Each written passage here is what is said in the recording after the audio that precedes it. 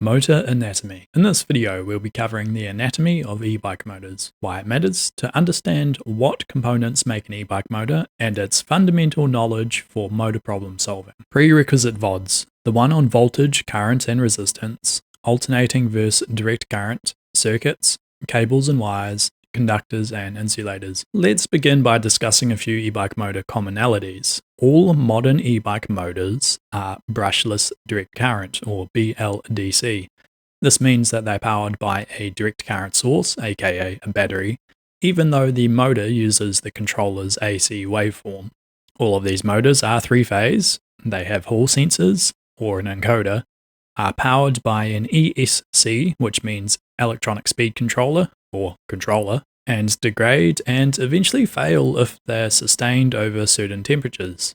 Hey, Future Dave here, just wanted to drop in and make a quick edit. Besides BLDC motors, some high-end e-bikes may use PMSM, which stands for Permanent Magnet Synchronous Motors. This is the most common type of motor that you'll actually see in full-sized EVs and in most electric motorcycles. But now we can see that technology bleeding into e-bikes, like for example the Bosch e-bike system uses PMSM. Now the motors may look the same as BLDC, but all what you need to know is PMSM needs more advanced controllers to run them. They are more expensive to produce, but they are more efficient, which is important for range and converting electrical power into mechanical power. An e-bike may have one or more motors located on various parts of the bike. A hub motor is a motor mounted in the hub of the front or rear wheel, as illustrated here, and a mid-drive is a motor mounted at or near the bike's bottom bracket and cranks, as illustrated here. And we go into much more detail on the pros and cons of both in a later video. Motor core. At its core, all e-bike motors are pretty similar. The core consists of a stator, which stays in place, and a rotor, which rotates. Together these contain subcomponents, which are the magnets, windings, and the string to tie them all down, or other tie-down mechanisms. Laminations, which are thin pieces of stamped silicon steel, housing and bonding to hold a lot of it together. The bearings, the axle, and the rotors and the gears, and then the sensors, wiring, and simple circuit board structures. All of these terms indicated in bold have their own slides, so let's go through them. Stator, rotor, and gap. The stator, as pictured here, stays in place. It contains a whole bunch of wiring and it generates a magnetic field when you put electricity through it. The rotor, it rotates. As pictured here, it contains magnets and it is spun by the force of the stator's magnetic field. The air gap, as pictured here, can range from 0.2 to 1 mm, typically 0.3 to 0.6 in most systems, and it is the distance between the rotor and the stator. Now, as you may know, with magnets, the closer you get to them, the stronger the magnetic force. But you don't want to get too close, because if something slips or goes wrong or rubs, the motor can destroy itself. As pictured here, we have a magnet that has come loose on the rotor, and it has rubbed around on the inside of the stator, ultimately destroying both parts. So that's where the 0.3 and 0.6 mm strikes a good balance of spacing. All of these motor cores can be classed into two different types. Outrunners, where the outer shell rotates, like on a hub drive. Then you have Inrunners, where the inner core is the spinning rotor, like on mid-drives. Your outrunners will typically be big, heavy, and slow and a lot of torque, whereas an inrunner will be very light, fast-moving, and it can only produce a lot of torque if there's a lot of gearing. As we go further through the slides, you'll begin to understand the differences between these two systems and how they both operate most efficiently. Magnets. Most e-bike motors are in radial flux in their design. This makes them cheaper and easier to make and better at cooling.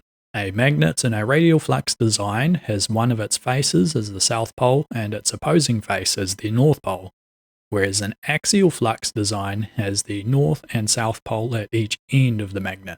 Regardless of the design, all magnets are arranged in opposing pairs.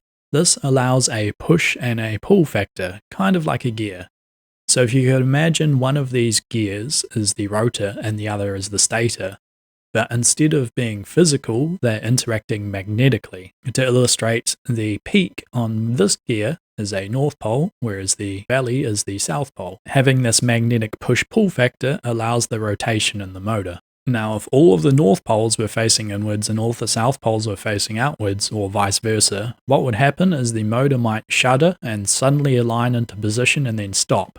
It'll be like having a single tooth on one of these gears. It might rotate briefly, but then it won't rotate after it's gone past that tooth. For a gear to work properly, there is always the same number of teeth as there are valleys. Just like in e-bike motors, magnetic poles always come in pairs. Each visible north or south face that interacts with the stator equals one magnetic pole.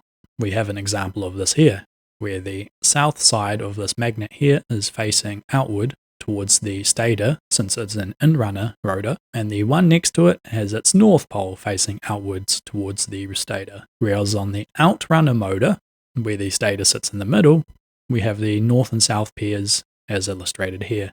An easy way to remember this, pole pairs is always the number of magnetic poles divided by 2. Magnet grades. There are different qualities of magnet that go into e-bike motors. The higher the grades, usually the more torque and efficiency the motor has, and the higher operating temperature it can handle. In this graph here, we have the various different grades, their max operating temperature that they can handle, and their Curie temp. If magnets reach this temperature, they'll go through full demagnetization, where they'll no longer produce an effective magnetic field. Going back to our gear example, this is like stripping all of the teeth off the gear so it can no longer mesh. If you want, feel free to pause the slide and go through each magnet specifications in detail. In all e-bike motors, our stators, they have windings, which are commonly referred to as coils.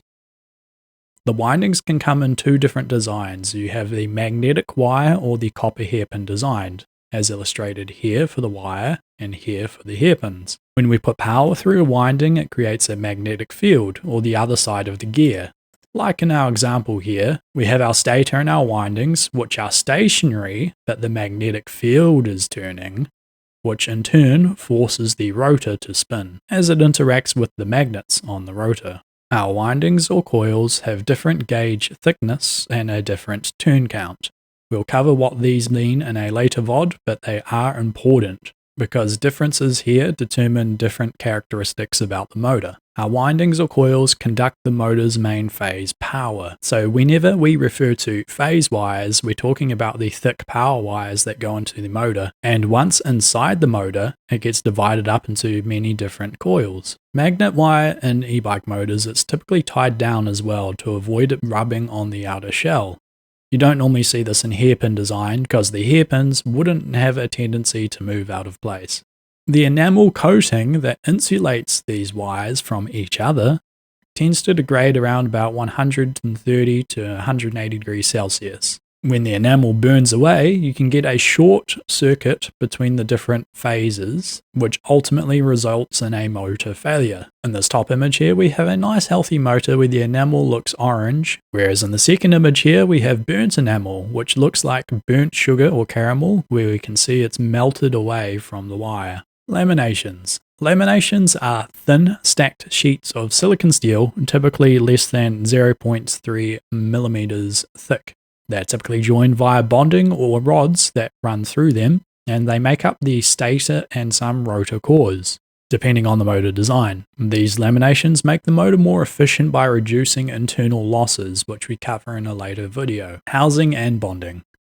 In most e-bike motors, steel, aluminum, or magnesium are used for the core or the shell. Now, when I'm referring to the core here, I'm talking about the inside of the stator. The stator itself has these different laminations, whereas the core that supports all of them, at least in this hub motor, is an aluminium structure, or in case of the second photo, a steel structure. Now, the stack of laminations and the internal core are usually attached by a mechanical key of some sort, or a structural high-temperature adhesive, or sometimes both. A steel core is lower cost, and it's usually used in older motor designs, whereas aluminium, it's the most common, and it is very good for absorbing large temperature spikes and corrosion resistant. Whereas magnesium alloy is usually the lightest of the three, and you'll find that mostly in e-mountain bike mid-drives for the outer shell. Bearings. Basically, these are the things that go around the axle that allows gears or the motor shell to rotate, just like the bearings in the hubs of your bike. If you want, you can scan this QR code to find the correct fitting bearing guide, But all what you need to know is you should replace with the same specification of bearing if it is rumbling or getting rusted. To go through this bearing spec briefly, this is a 6003-2RSH bearing. The first 6 refers to the type of bearing, being a deep groove single row. The second number, 0, means a series 0, which is extra light, even though an extra light bearing can handle about 1.4 ton of dynamic load and half that in static load. And the 03 represents the bore size code. In this case, it is 17 millimeters internal diameter. And the 2RSH means seal on both sides, double rubber, seal high quality. Now, I know a lot of this naming convention doesn't make sense, so refer back to this guide if you need help selecting a bearing and you can't identify which one you have. Axles on Inrunner motors usually replaces the bottom bracket axle. You'll see this on mid drives. We can see we have a square tapered bottom bracket on both sides of this axles where the cranks would actually bolt onto, and this goes through the entire motor. And we'll go more in depth on gearing in a later video. Now, when it comes to axles, there's no universal standards for sizing, but it does retain the bottom bracket standards. For instance, square taper, ISIS, or micro ISIS. Now, the second kind of axle we may come across has a gear on it. In this first example, we have the Inrunner motor mid-drive, where it has a helical cut gear, whereas the second one, we have a geared hub motor. However, this gear is actually going to turn independently of this axle. Now, helical cut gears are quieter and they're better at transferring torque, whereas your spur or your straight cut gears are simpler and they have no axial load, unlike the helical gear, and they're found a lot on planetary gear systems. Now, if all of that sounds confusing, don't worry, when we go into the motor types video, we'll be able to see each of these in action and how they work. And the third type, we have axles on Outrunners. They are made of steel, like most axles, and they are mechanically keyed or welded to the core structure.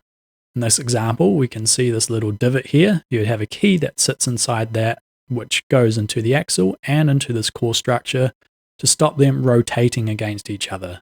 On almost all axles, there are flats, which is this part here of the axle, which are 10 millimeter spacing, but the axle diameter can be anywhere from 12 to 16 millimeters. The overall axle width, or the dropout width, if you're familiar with that, typically tends to be 100 for front motors to line up with the forks, 135 for rear or fat bike front, and then 190 plus for fat bike rear. Now, one critical thing about this motor is it needs torque arms or a solid dropout. An axial torque arm is for hub motors. The torque from the motor produces an equal and opposite force on that axle. So if you have a driving force going one way, it produces an opposite and equal twisting force on the axle the other way. That twisting force is also known as torque, and we'll go into more details on what that means later. All what you need to know here is if you don't have torque arms or a solid dropout, you can get this thing called axle spin out, like illustrated here, where the axle can rotate inside the dropouts, which ends up twisting all of your wires together and ultimately killing the motor. The various solutions to the problem is for lower powered geared hub motors, which you see on most e-bikes. You have these little washers which have this little divot, and that's enough to stop the axles spinning out inside the dropouts. Whereas a more powerful system might require a custom torque arm like the one that I built here, which is a solid piece of steel which goes over the axle, or you can get an off-the-shelf torque arm kit from a place like Grintech, where they have universal mounting which can fit to most medium to high powered motors. As illustrated here, the normal axle can spin out by separating the dropouts, but with the torque arm it resists those spinning forces. Motor Hall Sensors. The Hall sensors are the eyes inside of the motor. They sense the magnetic field or rotor position.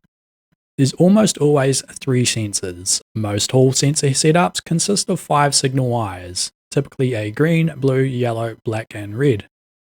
The black or negative goes to the controller common ground, the positive is the controller 5 volt, and the green blue and yellow are the hall sensor signal return. Here's a close-up of a hall sensor here with its 3 different legs. And here we can see on our motor, we have the hall sensor head, this part here, which has been inserted right into the edge of the stator close to the magnets.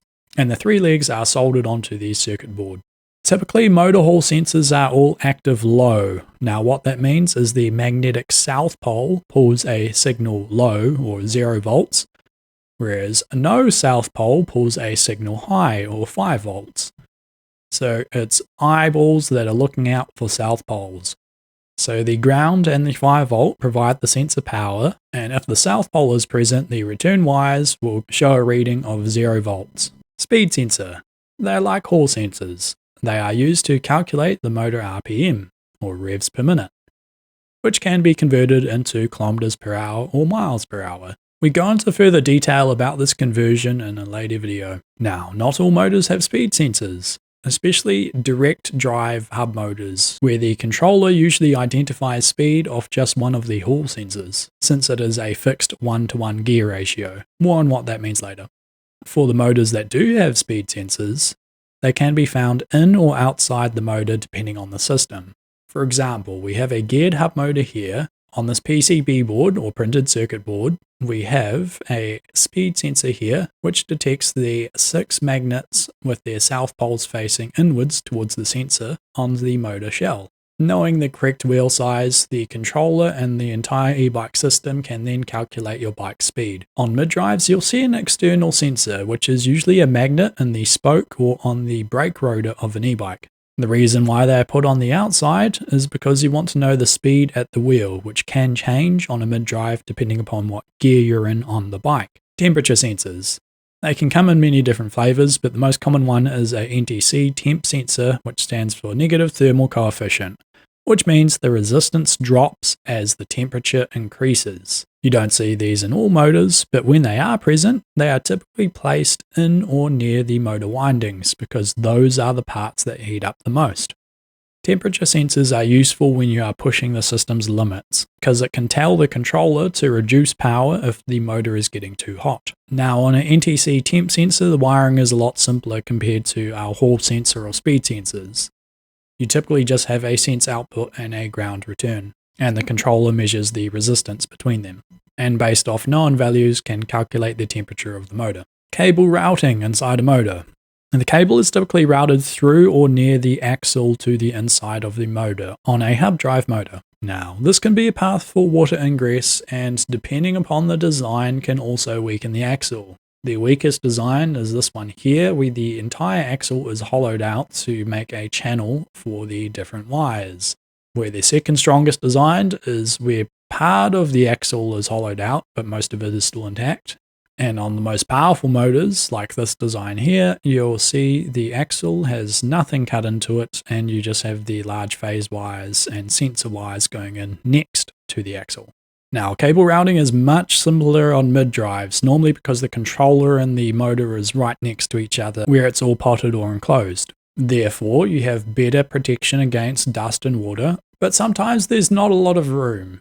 So a good practice here, if you're routing any cables, is take photos beforehand of how they're positioned, because it's usually done right at the factory. When you're reinstalling all of these things, reference your original photo so you know what order to put them back in. Click here to watch the next video. It is the best free thing you can do to tell YouTube to support the channel. Otherwise, if you want to do more, check out the links in the description. Thanks for watching.